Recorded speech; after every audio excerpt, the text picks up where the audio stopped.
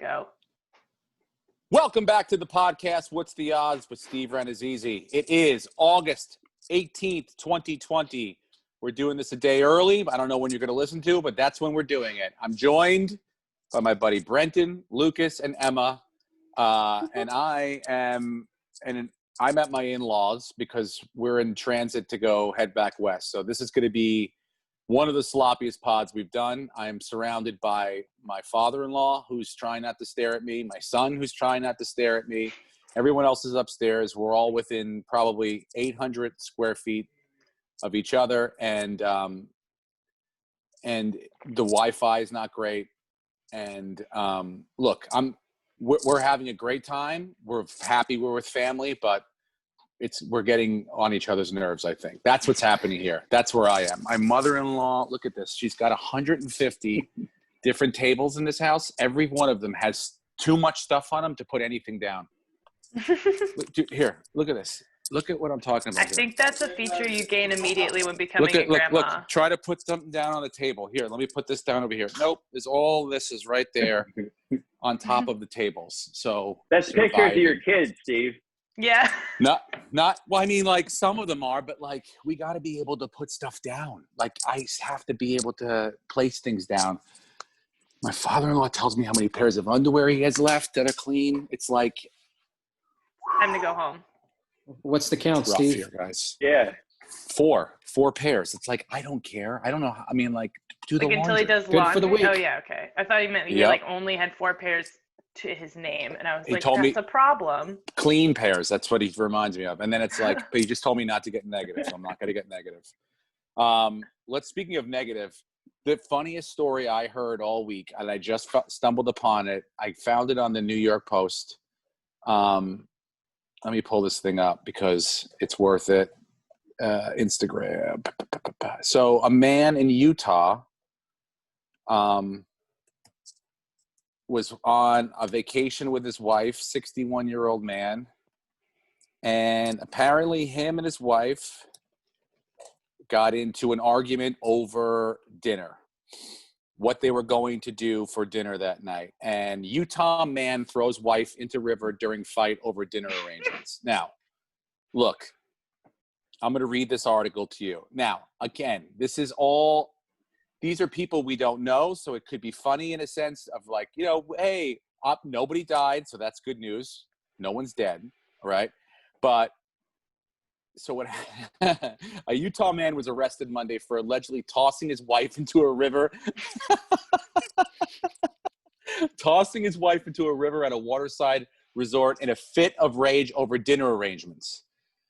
Douglas Harold Green, 61, is accused of carrying out the Sunday attack at a Provo River resort, according to a police affidavit. Green's wife told the police the two were arguing over dinner arrangements when her husband reportedly became angry and threatened to drown her in the river. Green then dragged his wife to the water and forced her in. The husband, wait, this is great. The husband reportedly then threatened witnesses who attempt to help his wife. Police said the victim had bruises on both her arms, not cool, and Green was charged with aggravated kidnapping and assault and committing unlawful detention.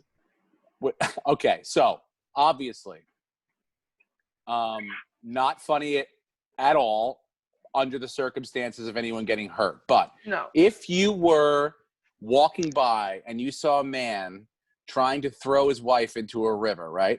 Would you be a person that would try to go help? Would you say, I'm going to go help that person? Probably be like, what's happening? Right. And then the fact that he was like, no, get out of here. I don't want it anymore. I'm done. Get away. Like, what drove this man over the edge? Because, look, I know everybody, and then people are going to say, oh, we laugh at the stories about women cutting their husbands' cocks off all the time. All the time. Everybody laughs. Ha, ha, ha. Did you see what happened? Another penis got cut off. This to me screams a man who's like, I've had too much. You know how many 61 years, I don't know, maybe they've been married for, let's say 40 years, right? 40 years. He's been asking her, what do you want to do for dinner? And she's probably said, I don't know. What do you want to do for dinner? And I don't finally care. on his vacation, right, he's probably like, look, maybe there's a nice restaurant, should this tell me? And then he just had enough. I don't know. You tell me. And he probably just fucking lost it. Now, again, physical violence, I am not condoning. But knowing, getting pushed to that point of wanting to do something like throwing your wife into a river, I've been there. I have been to that point. Have any of you gotten close enough where you've wanted to drown your significant other or another significant other? I think it's interesting that Steve's telling us this story directly after he said he's in a 1,000 square foot apartment with his entire family and in-laws. By the way, I read this to all of them, and I laughed my ass off. Because let me tell you, and then he was like, this is a warning. Look, Now, you guys, there's no river, but there is a bathtub. now And You I only can need an inch of water all to of drown. this. This is coming from a person who has admittedly had anger issues. I'm dealing with anger issues. I've dealt with them for a long time. I blow my top. I get a little crazy. I steam up. I get a little hot-headed. 100%. So that's why you guys are probably all looking at me like a psycho, and that's fine. But I completely understand. When I saw that article, it didn't read to me like, oh my God, this woman's in, like, she talked to the press, and now Tracy and I were talking, like, do you think this is the last thing for them, the last straw? Like, do you think they made it past this? Again, that's another thing we can all kind of figure out. I don't know. But all I know is I do know what it takes to get that far. Have you guys ever been pushed that far with this? Like, have you ever been pushed yet that far, Brendan? In this guy's defense, he probably has a spare wife. It is He might have like 4. He's probably like, look, my other 2 wives, I can't wait for you to decide what you want for dinner anymore. They're not going to wait. They know what they want. Yeah. Yeah, dude. Yeah. You've never been pushed like that, Brett? You've never, like, you don't have that Not to the point where I want to drown someone. Yeah, Especially I don't think her. I have either.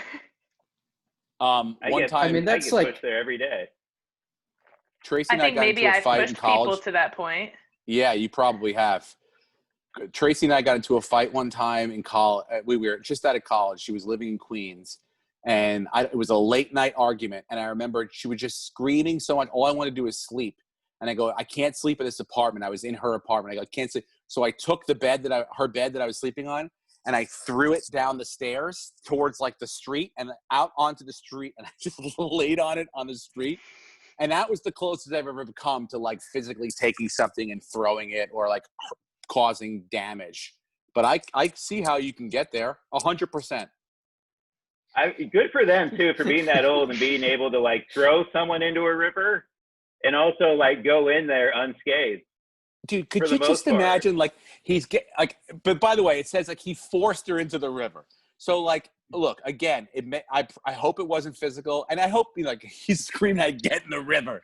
Get in the fucking river. Get in the river. And to just I picture like going over to help and be like, hey, sir, and then just him turning around and be like, no, nobody helps her. She can't be helped anymore. She can't figure out what she wants for dinner. I'm done. Put her in the river. You know, like, what's that Bible guy that got, they drowned their son in the river? They put like, that's what this guy was trying to do. Get rid of his wife in the river. I don't know. I found it very funny. It could be because of my living situation right now. You're like, I'm dangerously close to that right now. I feel like that's going to be us next week when we're driving cross country at some point. I'm just going to pull over to the side of the road and try to get someone in a river. Yeah, you're kind of looking like Jack Nicholson right now. Man, Brett, I know do you guys even argue, you and Cassie, or do you even like? Do you ever when you argue? How does it go? It's usually just about the dog. If we do argue, it's like, do you want to take her to go to the bathroom? I don't want to take her. I took her last time. It's just minor victories. That's pretty much it. We're both. Do you ever go when you get into arguments though? When you do disagree about stuff, is it like a silent treatment thing? Is it like we can't leave this thing alone till we pick it apart? Is it it's usually we pick it apart, try not to go to bed angry. But occasionally, it's just very short, like not really talking, but never like yelling. We've never yelled at each other. What? And I thought I was never said anything where you've never said anything where you wished you could take it back like 2 minutes later? I've said stuff I wish I could take back, but I never screamed stuff at her. Better question. I say stupid shit all the time. Dude. I haven't really said anything that I can't take back. I mean, we have a good relationship. We're still pretty new in it. You know, we're only 6 years in. I haven't Yeah, I thrown guess. a mattress. I haven't They thrown a also have mattress out of multiple- my house. Yeah, we have lots of room here. We have multiple Yeah. levels. We separate from each other pretty easy if we need to. Yeah. That's important. Steve You doesn't need know what that. that's like right now. We've got a No, lot of see, doors, I'm the kind a lot of doors that close. Yeah. See, even when we do argue, I'm the kind of person that's like, let's get this, let's keep talking about this. I'm, like, let's pick this thing out. Like, I'm not like You like to yell separate about and it go- until it's done. You don't want to like Yeah. step You away. like to You want to twist like the finish knife, it. though. I Who imagine wants you like to to step twist away? the knife. Well, Here, sometimes hold I on have to- to step away. That's how I am. Like if I'm really angry about something, I know myself that I have to walk away for a second and sit with it, or I'm gonna say something regrettable and I'm not gonna be proud of myself. But if I step away and I like sit with it and I breathe for a second and then I go back and say what I need to say, I'll speak more clearly and more concise and I won't be as offensive. And that's Ooh, you're so the smart, Em. You're rational so smart. person. A rational 22 years person old. It behaves took that me way. 20, 40 years to learn that. I'm not like 22. thousands of I dollars in wish I was therapy. 22. Oh my I God. read a great story on Warren Buffett. He was talking about the best advice he ever got was from some media mogul back in the 50s, this billionaire CEO who told him, you can always tell someone to go to hell tomorrow. And if you Yeah. live that way, where you don't act out of emotion, Steve, and don't get angry and go from 0 to 100, if you just take a breath and walk away and think it out and sleep on it, then the next day you're probably not going to be as angry about it. Warren Go Buffett to is hell, half Brenton. Irish and half Italian, and with the temper of a dock worker. Okay, Something this my mom is the taught me. genetics I was given. Something That's my good mom advice, taught me though. that. That's good Something- advice. Just keep that in the back of your head next time you want to drown your wife in a river. Yeah. By the my way, mom, I just my mom read always that to my dad, my father-in-law. I just read the because I was saying like, oh, I'm going to talk about this. Utah man throws wife in river during fight over dinner arrangements, and he cackled at just the article. Cackled. Sorry, Em. Go ahead. Oh no, I was gonna say one of the things my mom taught me was like, and this is something that she does, and it's very frustrating. That the louder when you're fighting with someone, the louder they yell, the quieter you talk, because it's the most infuriating thing. But it works so well. I highly recommend it. That's how Stephen Wright used to handle his sets back in the day before he was known. If the room was rowdy and really loud, he would just talk even quieter. And he's already, if you don't know him, really low Soft-spoken monotone. man, yeah. Yeah, so he would just get to the point where he's barely speaking into the mic, and it would shut the whole room up so they would listen. It works. This is so frustrating to me because all these things you've taken in, Em, like do you know how many times I've ran my head into the wall learning about like if I just keep screaming, then people will continue to listen, and like No. all these little things, and it took me so many years and so many arguments with my wife or whoever else or just for other relationships that it took me so long to figure this out, and it's like for you to be like it's very frustrating, and I hate you for it. To be this smart, that young. I'm sorry. But hey, I know. cool. Now you know them. It took you a while to learn them. Now you can teach your kids them so they know them earlier, and you just can help everybody else out. We down didn't the have line. YouTube. But now they do. So show this to your kids in like 5 years. We didn't know how to have. old man thing. We didn't know how to be kind to one another. We didn't have YouTubes. no YouTube. We didn't have the YouTubes. So you're telling me before YouTube, everybody was just screaming. Yes. Welcome to the 80s. Everybody was coked up and screaming at each other. And then the 90s, Kurt Cobain came around. Everyone got a little depressed, but then rap music kind of got things going again, and we all just kept screaming at each other. By the Everybody way, sidebar, Emma switched the recording date to today, which happens to be Brody Day. I So was happy just wondering if 818. that's why you're wearing your T-shirt. Yeah, so 818. Yes, there's a I reason know. we're recording today. That's a connection. Yeah, it is It's a a connection. connection. I didn't know. I didn't put that together until Steve said it's August 18th, and I was like, damn, it's 818 day. 818, yes. Rest in peace to our good friend Brody, who Miss lived him. on in Major League Baseball this year, the cardboard cutout at Dodger Stadium, which I truly love. The fact that they did that for him. Yeah. They play the Mariners today. Who, the Dodgers? Yeah, Dodgers. Do you have money on the Dodgers today, Brenton? I I don't will bet take base. I started betting basketball straight up. for the playoffs. By the way, I because bet my first baseball game the other day. I filled out a lineup because I'm saying I'm watching all these Yankee Red Sox games this past weekend. I'm like, I might as well, and I won $25, $30. So yeah, it was 15 buy-in. It was like $1,500 to first place. I came in 97th. So yeah, it was fun, and I did it one more time after. And I didn't win the second time, but yeah, it was the first time I was like, oh, I could figure like, yeah, this is easy. Just take a couple guys. I had a heartbreaking Wednesday night. I was so pathetically close to winning 50K. I had the 8-person lineup, and for basketball. And I had the choice between my last slot. I had the choice between Jamal Murray for the Nuggets or Porter Jr. And Porter Jr. had a hell of a run in the bubble for the seeding games, but Jamal Murray was back and he was starting to get more minutes. And I thought, okay, he's going to find his shot. And if I had just gone with Porter Jr., I would have won by like 4 points. I went with Jamal Murray and I got in 9th place, won $700, but I was that fucking close to 50K. Really? And Jamal 50K. Murray yesterday was just out of his mind, lights out. Yeah, I know. What was he, 53 he put up yesterday? Yeah. No, something like that? He put up like 36. He was 36, and then it was Donovan like Mitchell. 60. Donovan Mitchell. I look again. I'm not betting the fantasy because I'm in New York, so I can't bet the line. But if I could, I would take the over on a lot of these games because, look, they will, like I said, they'll get more defense as the tournament goes on. But right now, it's just like my gunslinger versus your gunslinger, and like I saw Kawhi Leonard get beat badly on defense the other day. I saw Paul George get beat badly one-on-one defensively. It's like these guys don't have their legs, the stamina to really go at both ends of the floor 100% yet. And so one end's going to suffer, and it's going to be the defensive end. So I don't know if the linesmen have figured out that that's what's happening, but it feels like the over on almost all these games. When I see Utah, Denver, I'm like, over. I mean, over. Clippers last night, what was it? Clippers, Mavericks? Over. Yep.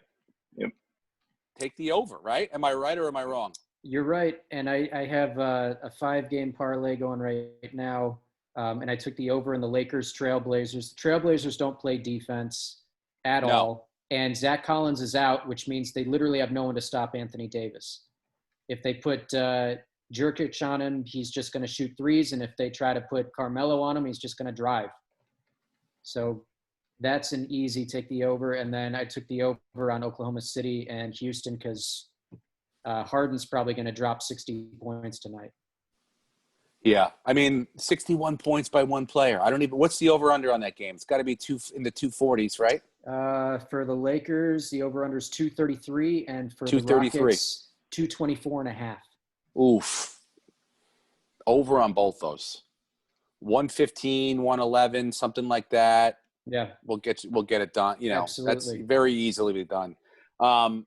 Did you think, Hayward, I've watched that. I was watching the Celtics game flipping back and forth. The Yankees were on a rain delay. We'll get to them in a minute, but they were on a rain delay last night. So I was flipping over to the Boston game, and Gordon Hayward rolled his ankle real bad, out 4 weeks, which is essentially what? That's pretty much it, right?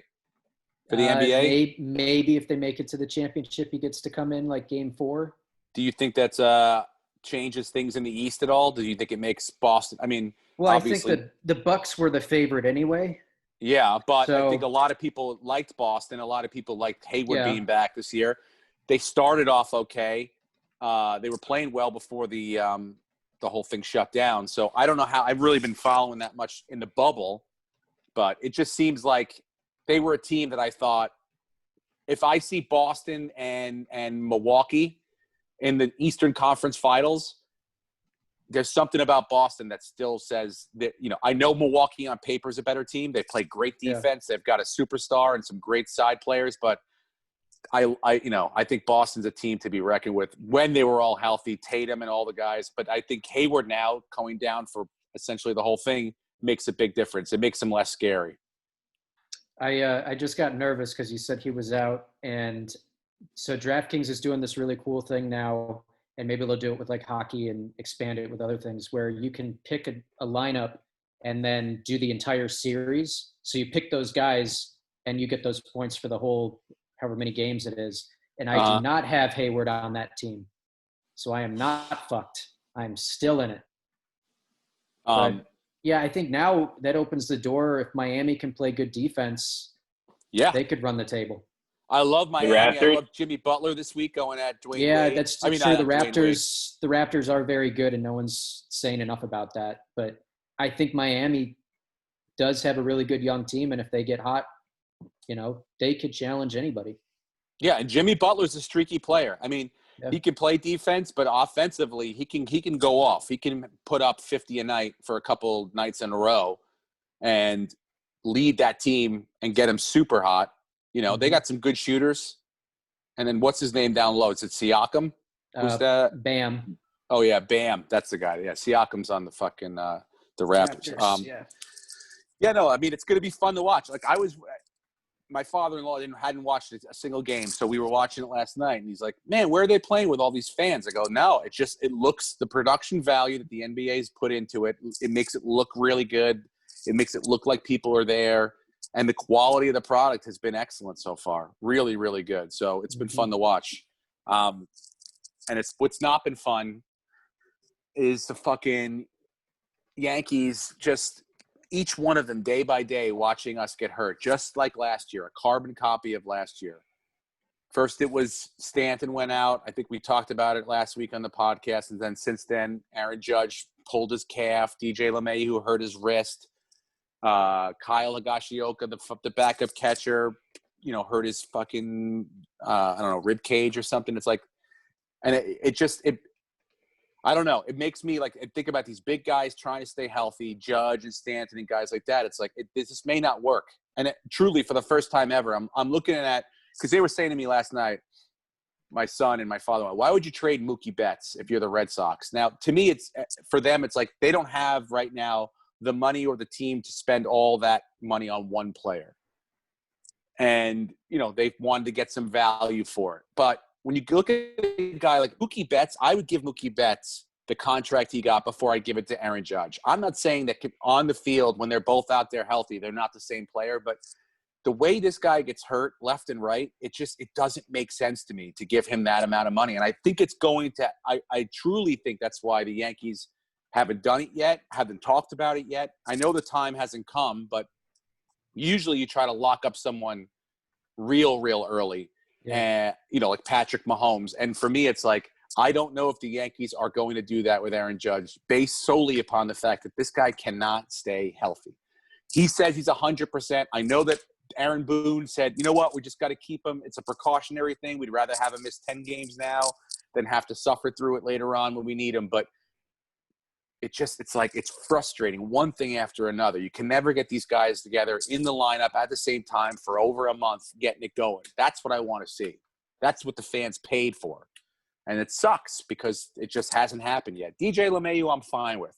DJ gets hurt. The guy's a warrior. He wasn't hurt once last year. And, he knows what it is. It's a wrist thing that happened to him in Colorado 4 years ago. It took about 2 weeks to fix and get better. Hopefully it does the same thing this time. But everybody else, it's just another pattern of guys getting hurt. And it sucks, and it pisses me off. Even though we really haven't suffered that too much, record-wise. They had a pretty good week, tied for the second-best record, I think. But you got teams like Oakland, which petrify me. The Oakland A's petrify me. That's a team that's built for a sprint, like a 60-game season. Go after it. Go get it. Go fast. They were my pick, by the way. They were your pick to win the World Series. I remember that, Brenton. And for that, I'm never going to forgive you. I can't believe you guys don't even yell at each other. Like, you never have, like, a thing where you're like, I told you 3 times to close the garage door. Like, are you not listening to me, or do you not care about what I say? It's an automatic gate, Steve. It's a what? Automatic gate. We don't have to worry about closing it. Dude. There's got to be something. I'm going to find something. You got to set yourself up for success, Steve. Everybody thinks they know more than me on this podcast. Everybody. Everyone thinks they know a little bit more than what I know. I don't understand that. This is my podcast. Hear me these life facts, Steve. You guys are teaching me a lot today.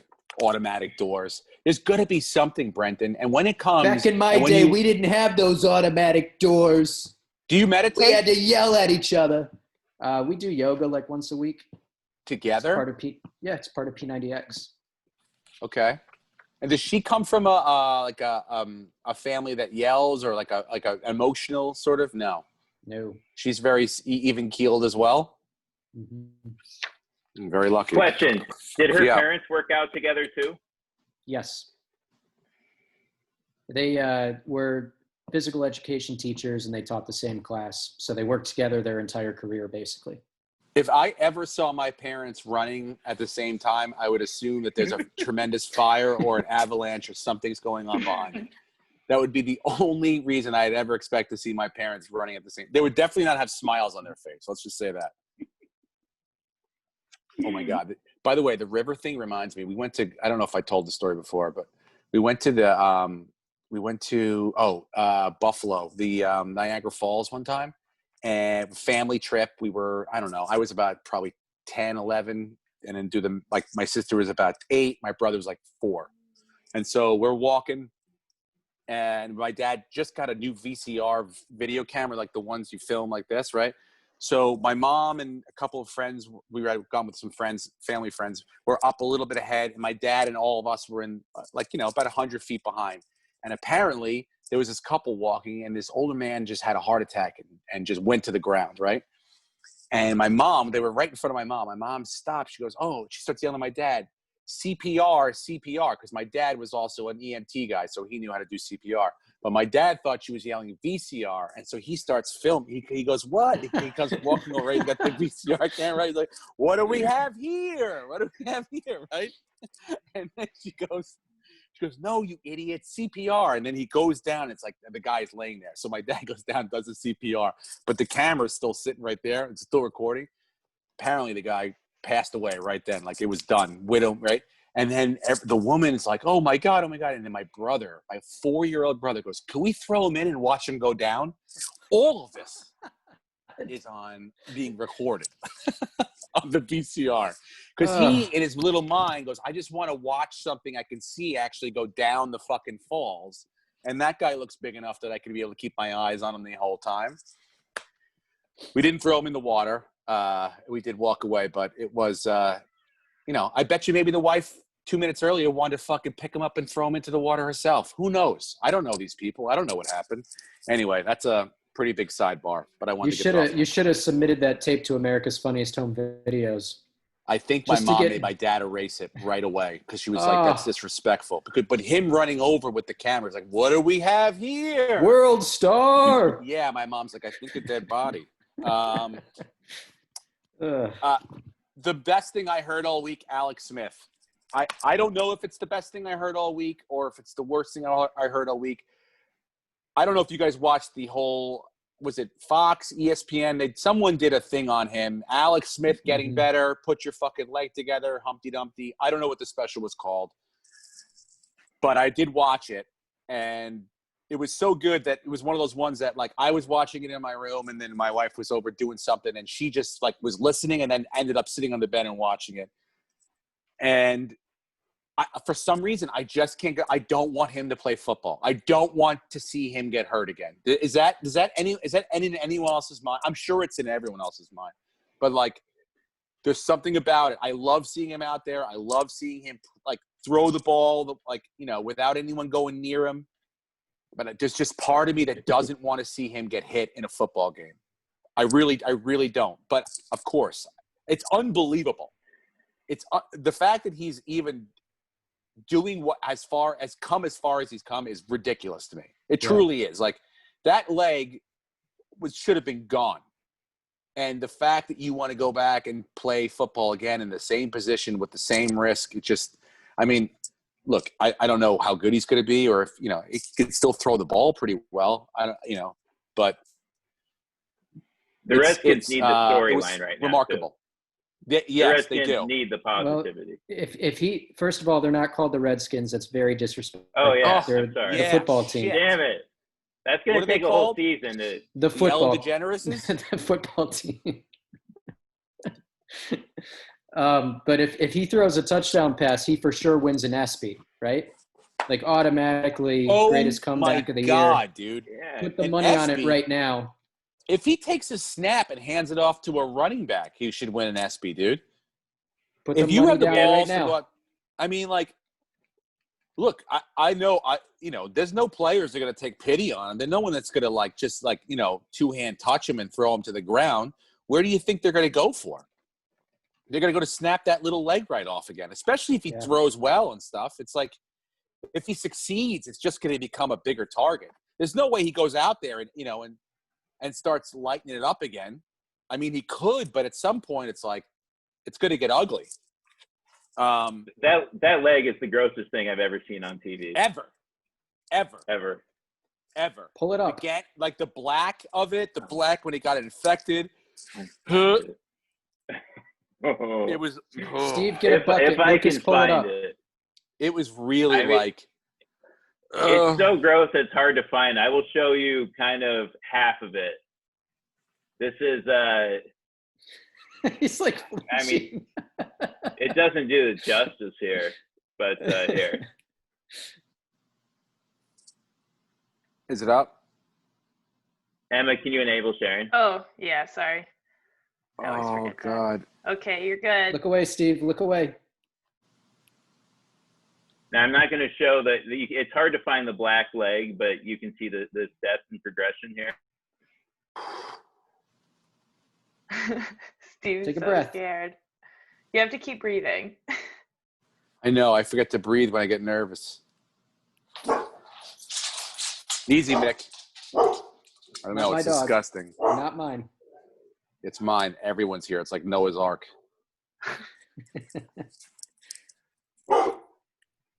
Oh God. Oh, Lucas, you're muted. I don't know if you mean to be. Oh, here we go. Oh, God. I mean, that doesn't even look real.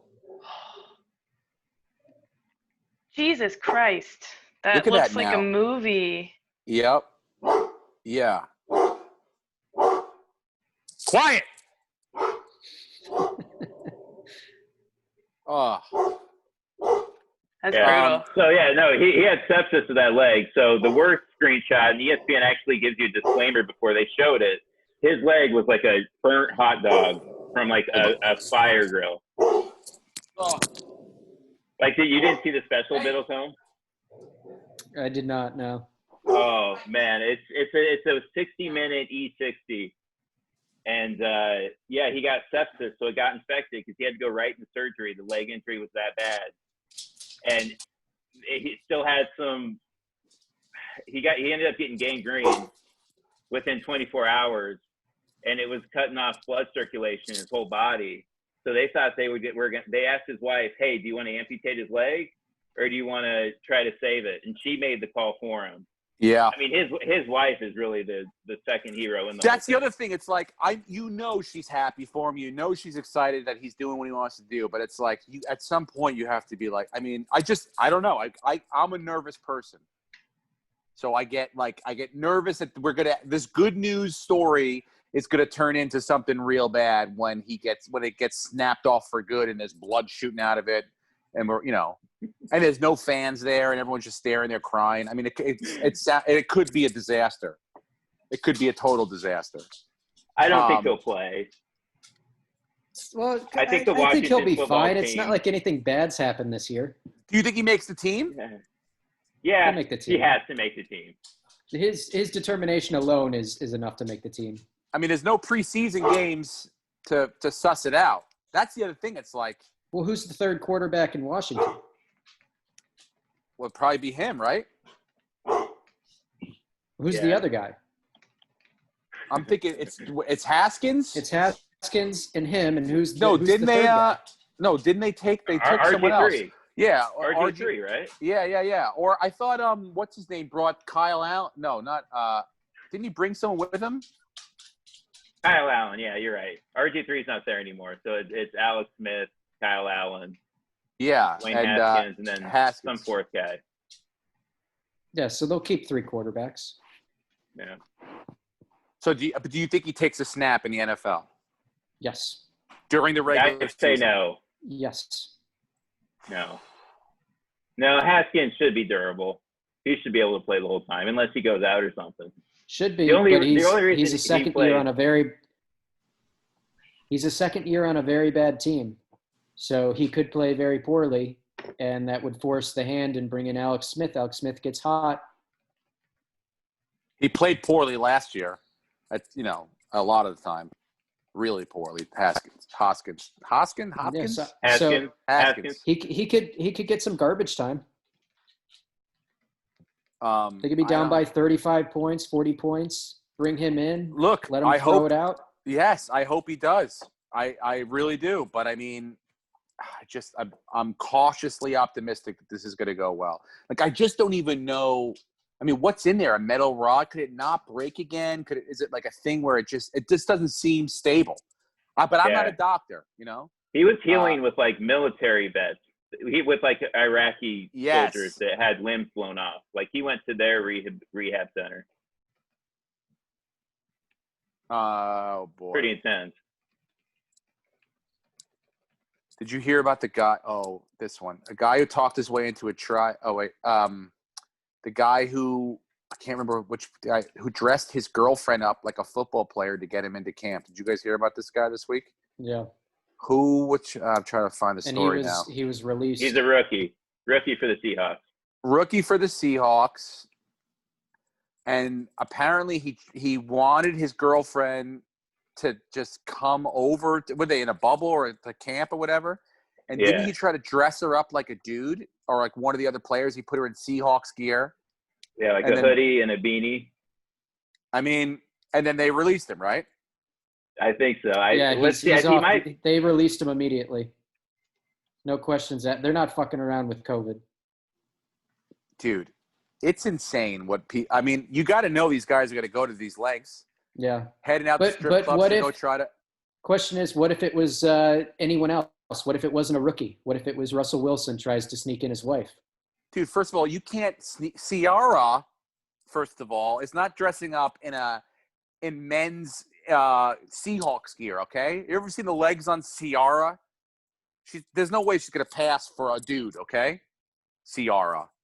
You're not sneaking her in anywhere. She's like trying to get Beyonce in there. She glows. So it ain't happening. Number one. Number two, they would let Russell Wilson do whatever he wanted to do. Number three, this guy, the girl, like, could you imagine? She's like, you want me to do what? He's like, look, just put these clothes on. You want me to dress up? Like, yeah, no one's going to, like, she's got to feel embarrassed that she got caught, right? Dressing up like a I think they Seahawks. might have put face paint on her too. Oh, not blackface, right? No, not quite. Oh, my God. I hope not. I'm kind of just throwing that out there, but I think I might have read that somewhere.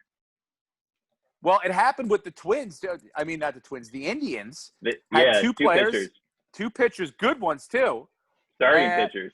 Yeah, they snuck out in Chicago, got home at like 5 o'clock in the morning, tried to say they weren't doing what they were doing, lied to the other players, and Clevenger, right? And they got really in a lot of trouble from their own teammates that are like, look, dude, one guy, I think Perez, Oliver Perez, I think was like, if you don't kick them off the team, I'm out of here. I'm 39 years old. I got a kid with pre-existing conditions or a mom. It's like everyone's worried about getting everyone else sick. And these guys look, I'm happy the players are kind of policing themselves. That's the only way this thing works. And I said it before. It's like the only way you're going to win a championship in whatever sport you're trying to play in right now is it may not necessarily be the best team that was put together, athletically. It's going to be the team that is the most diligent about keeping, control of the virus situation, their players, under control, and obviously doing the best they can on the field. But it's like these guys, we knew this was going to happen. These guys they don't want to stay inside. They don't want to, just hang out in a hotel room. They're young, rich, and they want to go out and fuck. That's how it is. And football hasn't even started yet. These guys haven't even gone on the road yet. I mean, I know we're going to try, and I really feel like we should to our fans to play fantasy as a podcast this year. I've been doing a ton of fantasy requests on Cameo. But, The Comedy Store league is like, there's a couple, like Moses isn't doing it. He's like, for what? He's like, for what? He's like, they're not going to finish the season. And I'm like, well, at least we get to just torture Tripoli for a couple weeks for as long as it lasts. So, you know, I'm not optimistic it's going to finish based on what I've seen. Guys trying to sneak out, guys trying to sneak girls in. It just seems like it's going to be a house of cards that falls pretty quickly. But we'll see. I mean, I did find it amusing that the guy tried by, you know, a very good effort, right? A for effort. Yeah. You know, Belichick might pick him up. Seems like the kind of Belichick kind of player. You know, it's like, hey, we may not use you on the field, but if you could sneak over to the other side, pick up a couple signals here and there, bring them back over to us, you know, that seems like Belichick's kind of guy. Are you making any money? Because I picked 2 weeks in a row the golf winners on DraftKings, and this week my other 5 players were so bad I picked the winner and I still didn't make it in the fucking money. I had a much better week this week. Oh really? Who'd you pick? Well, I didn't play golf. I don't know the first Oh, fucking thing about golf. I've been playing basketball. Got it. I just told you, Steele. I was one player from 50K. No, I know, but what did you win for that one? It was 700. 700. And it bucks. was $10 buy-in, $15 buy-in, I think. I get so excited when they say like, oh, you got an alert that you won your matchup and you have money in your account. I'm like, yes, I love that email. What are you looking at this weekend? Just basketball? Just basketball until football starts, yeah. I didn't watch any of the new, or it's coming out tonight, the new Hard Knocks. I mean, what are they going to cover? Has anything happened this week in football, really? More Zoom meetings. Yeah. Yeah. I guess, you know, I don't know if we talked about this, but Anthony Lynn had a bunch of friends calling him thinking he had coronavirus when the episode aired. Wait, he said he had it. He said in the first episode was him announcing to his team via Zoom. Yeah. You know, so it's the 53 little boxes that he had coronavirus. And so, of course, you know, this episode aired a month later. He's fine now, but he said, like, everybody was calling him and like, hey, I hope you're well, man. Oh, really? Yeah, because wasn't it people him, that don't Sean understand how television works? Yeah. And I assume, like, to the point of, I mean, they're getting tested every week. That's where I think there will be a season, because if they're getting tested that much, in the NBA, they're testing their saliva test. Apparently, is going to be used by everybody now. Yeah, it's like 10 minutes it comes back, right? Mm-hmm. Yeah. So good for the NBA. Baltimore Ravens are expected to host former Dallas Cowboys star wide receiver Dez Bryant for a workout this week. That's just for the first 8 games until they get AB. Oh, are you kidding me? They did have video of AB throwing with what's his name? Yeah, Lamar. His cousin Lamar. plays for the team. Yeah. Yeah, that's true. What's it? Hollywood Brown, right? Hollywood Brown. Yeah. Oh my It was god. really good. Oh my god. That's where he's going. He wants to play the Steelers too. You know that. Yeah, he wants to be able to give a big fuck you back to them.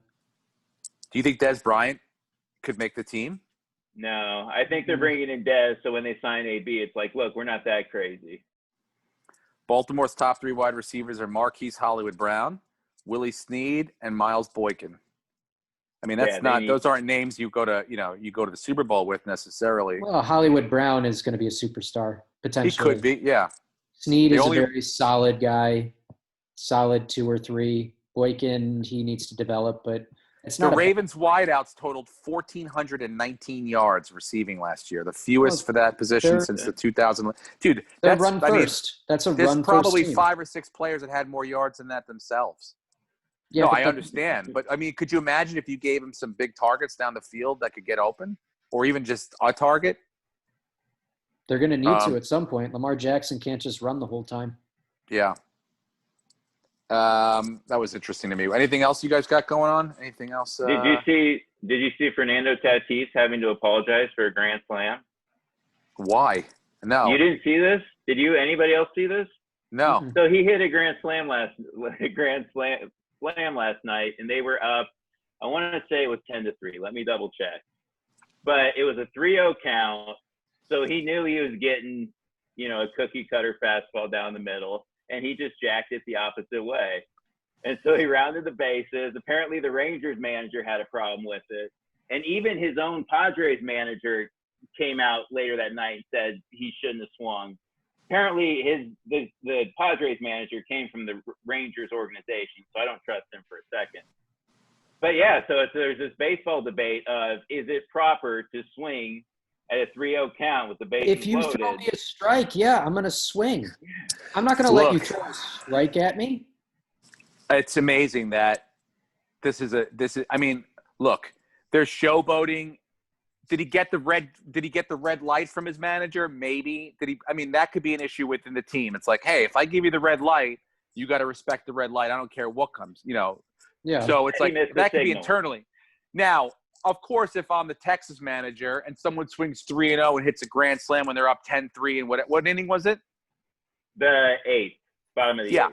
Fernando Tatis also isn't the kind of guy that just sort of, puts his head down and runs quickly around the bases. I'm sure there was a lot of pageantry that went along with it as well. So, yeah, I can understand you barking, chirping back. But you know what? That is you being mad with your own team and how poorly you played that night, and that's how you take it out. You got to realize it's the way to, don't throw the pitch if you don't want it hit, or walk the guy if you want to walk the guy. It's like, you got to deal with it. So there's I no don't have mercy a problem rule with for him a swinging reason. at the pitch. Yeah, I don't have a problem. Jonah, come over here. Let's bring you in on this. Okay. But that's why it's professional baseball. There's no mercy rule. He absolutely can swing at it. Yeah. Jonah probably already heard about this. How do I get the speaker here? Make it louder. Can you hear? Oh. Can you hear us? Yeah. Yeah. Okay. So last night, Fernando Tatis hit a grand slam. Did you see that? Mhm. Okay.